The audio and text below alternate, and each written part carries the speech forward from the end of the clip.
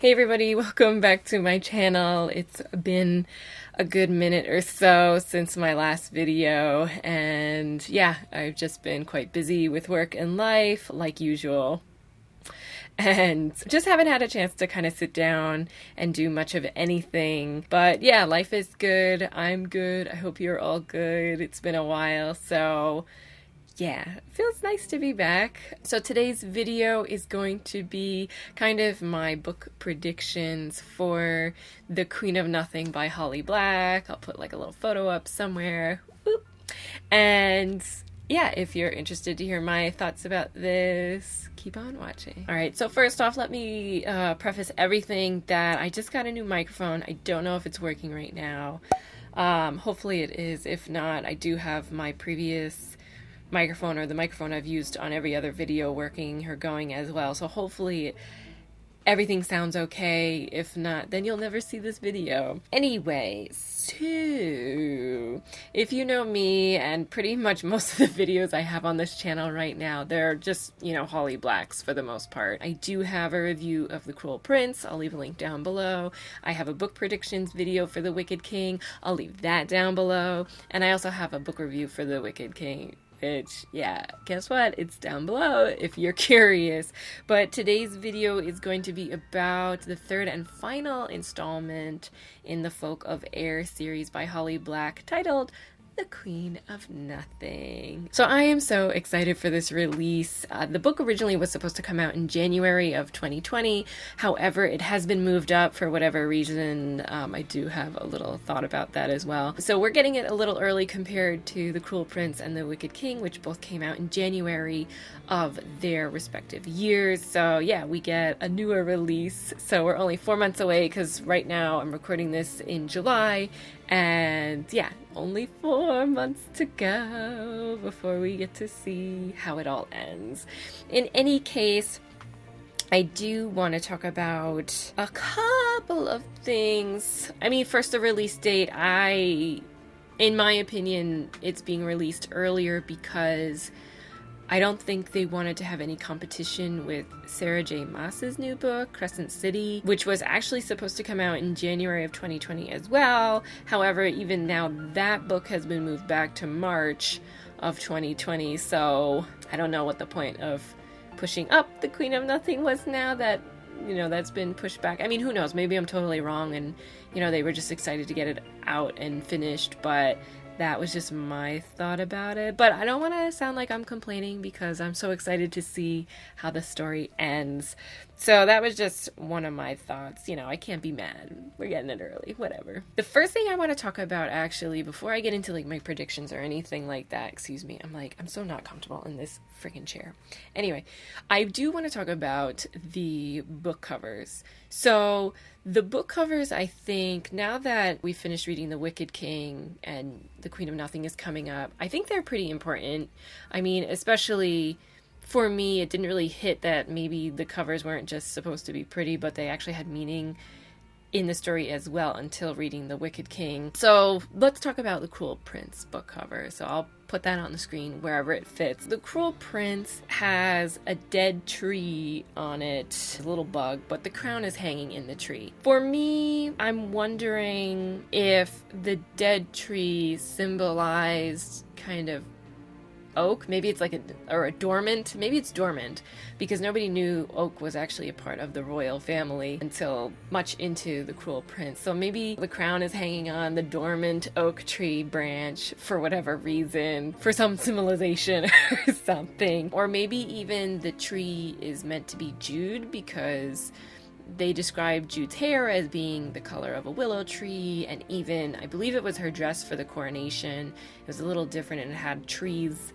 all on it, so maybe that's it. And then she wants to be the queen of Elfheim, whatever you want to call it. So the crown is on the tree branch. I don't know. But definitely for The Wicked King, I think the book cover totally shows exactly, or was part of a big scene in the story where Jude is captured by Nicasia and her mom, and taken underwater where she stays for a few months. So the crown being dipped into the ocean is something that happened to Jude. Jude was underwater. She was going to be the queen, whatever, of Elfham. And yeah, she was captured underwater. I guess if it makes sense. I don't know. So anyway, let's move on to The Queen of Nothing, that book cover. So you're looking at it and it's a broken crown that like first catches your eye, and it's the same crown that's been on all 3 books, and it's broken now and it looks like it's frozen in some ice.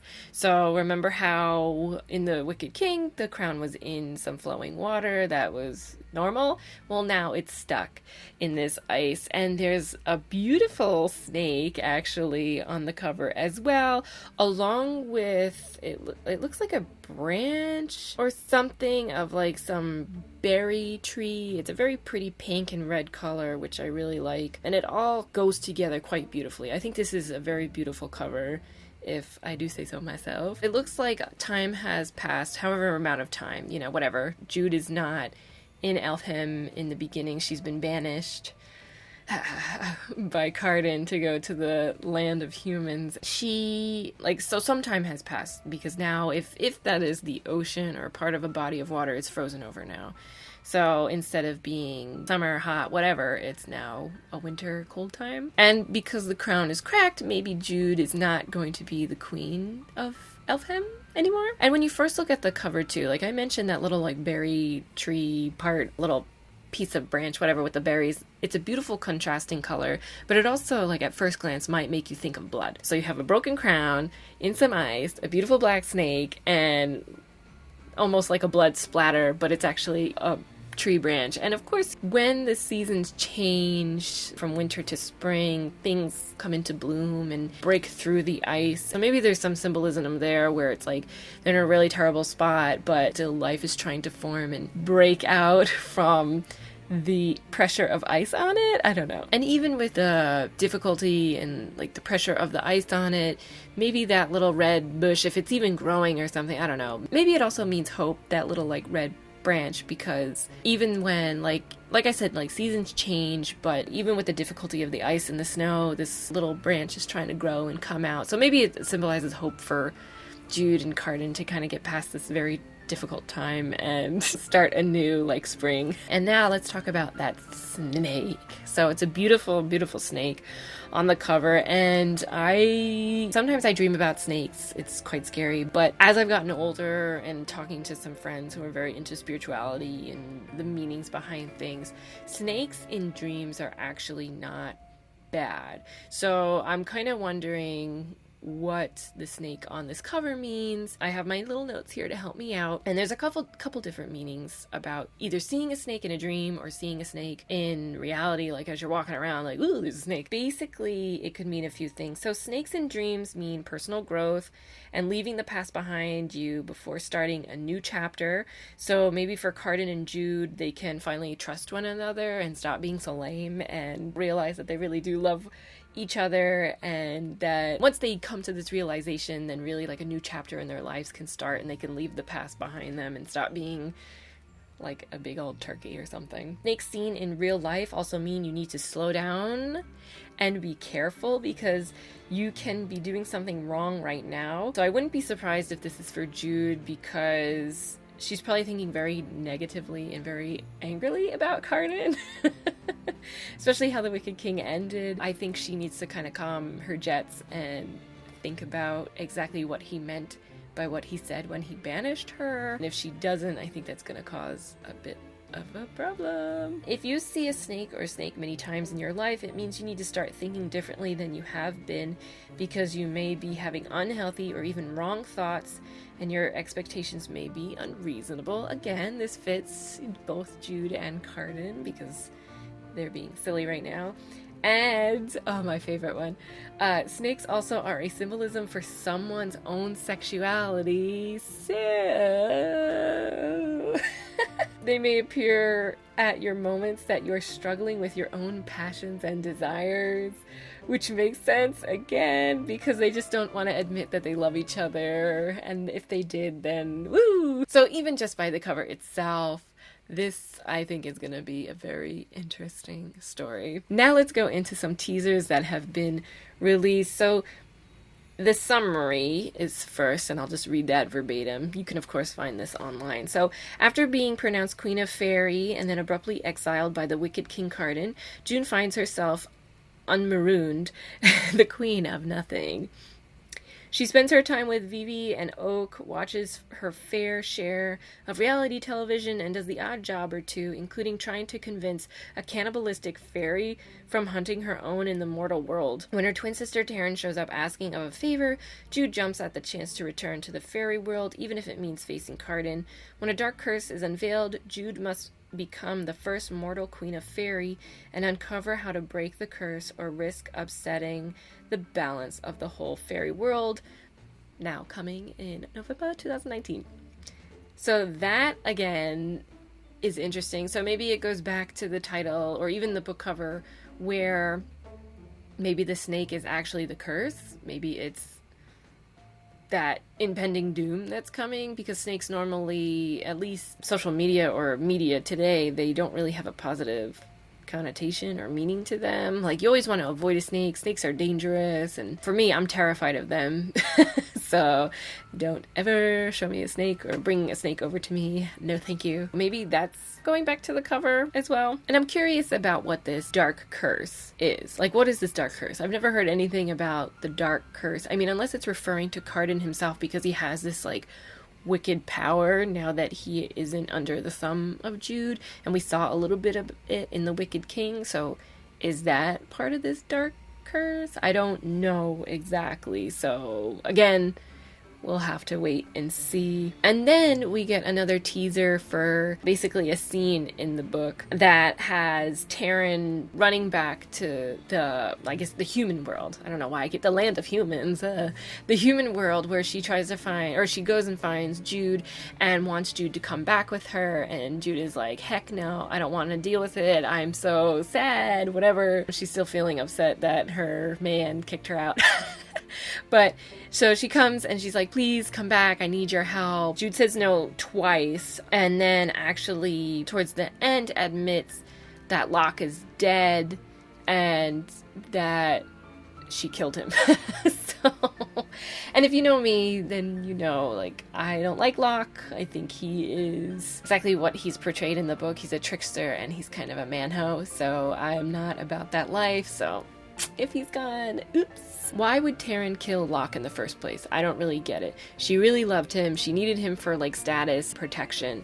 And suddenly, like, after Jude is kicked out, he's dead because Taryn killed him. I don't really know if that makes sense. Did she kill him because he tried to kill Jude? That's something. Or did something happen while Jude was away that Taryn didn't really like? Like, did Locke try to attack her? Like, who knows? Like, I don't know how they would go from Taryn secretly being in love with Locke and he, like, playing around with her and Jude, to them being exclusive and married, to then working together, and then now he's dead. That doesn't make any sense to me at all. So I'm excited to see if it's even true, or if it's just one big fat lie to get Jude to come back. And if it's true that Taryn killed Locke, or even if it's a ploy for Taryn to get Jude back to Elfham, or, you know, the land of fairy or whatever, this again goes back to the cover with the snake being slithering around and doing sneaky things, and it's very silent and strikes when people least expect it. Maybe the snake on the cover is Taryn. It is staring at the broken crown, which she could seize for herself somehow, some way. Or I even wonder too if instead of this dark curse, I mean, who knows, that could be like a huge deal, but what if the bigger problem is Taryn and Locke, especially if Taryn is lying about this? Like, I get it, I know. Taryn is Jude's sister and all this fun stuff, but I have never liked Taryn.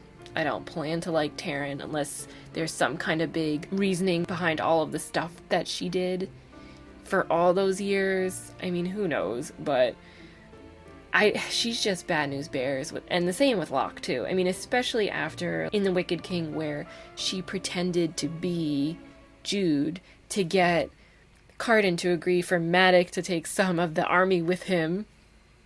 Like, what? So who knows? Maybe the real threat is Taryn and Locke. Finally, we are at my predictions for the Queen of Nothing. So let's get into it. I don't have as many as I did for the Wicked King because honestly, like, I really just don't know what's going to happen. I don't really have an inkling on what's going to happen, even from the little teaser that we got. And I bet there's going to be more teasers between now and the release of the Queen of Nothing. So maybe I should have waited to make this video closer to the day of release. Maybe not. I don't know. But I felt like making it now. So deal with it. Number 1, my first prediction is that Maddox is going to die.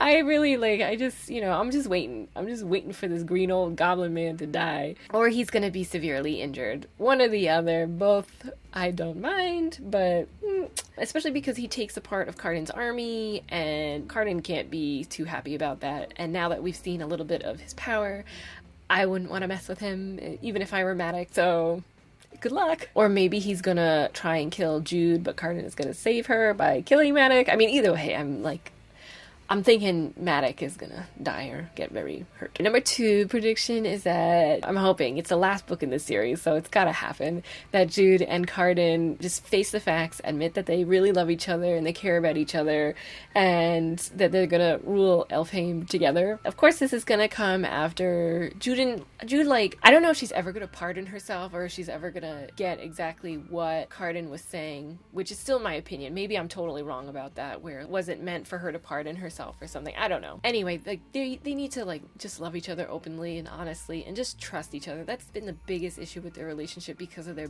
bad past. Again, leaving it in the past, moving towards a better future. Just admit it. You guys like each other. There's no reason not to. Who cares if one is Fae and the other one is not? Who cares? Get over it. Just do it. Or another prediction of mine is that they're both gonna get kicked out of Elfhame. Like Maddox is gonna take over, Oak is gonna rule eventually, and yeah, then just Jude and Cardin can go live in the human realm for their lives. I don't know. Or there's a bittersweet ending where Cardin remains the king of Elfhame, but Jude, because she's human, she just, not that I really see it happening, but she just is done with it and goes back to live in the realm of humans, and just peacefully, for the sake of love, they say goodbye to each other, and that's that. Do I think it's gonna happen? No. Another prediction, just based on the teaser, is that Locke isn't really dead. Taryn just gets Jude to come back for sneaky reasons, or just wants to kill Jude in front of everybody. Like, I kind of imagined a scene where basically Taryn is pretending to be Jude and saying that she found Taryn doing something terrible, but meanwhile Taryn is the real Jude, and ends up trying to get rid of the real Jude somehow, just so Taryn can take the throne next to Cardin to be a queen, because she wants that power. But it does kind of too, like, if Taryn really killed Locke and ran away, it makes sense for Taryn to pretend to be Jude, because if Taryn really did kill Locke, Taryn can then say that Jude is the fake Taryn, bring her back to Elfhame to be prosecuted, so then real Jude can be punished because she killed Locke, and then Taryn, disguised as Jude, can take the throne next to Cardin.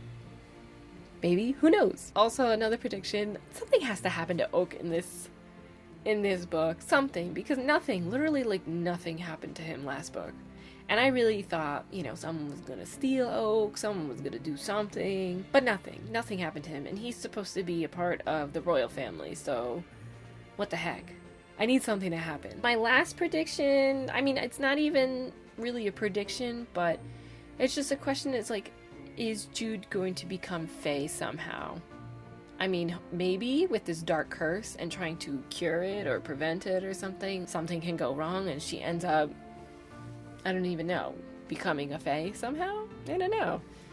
But that would be fun, because then she and Cardin can live together for the rest of their lives. Their long lives together.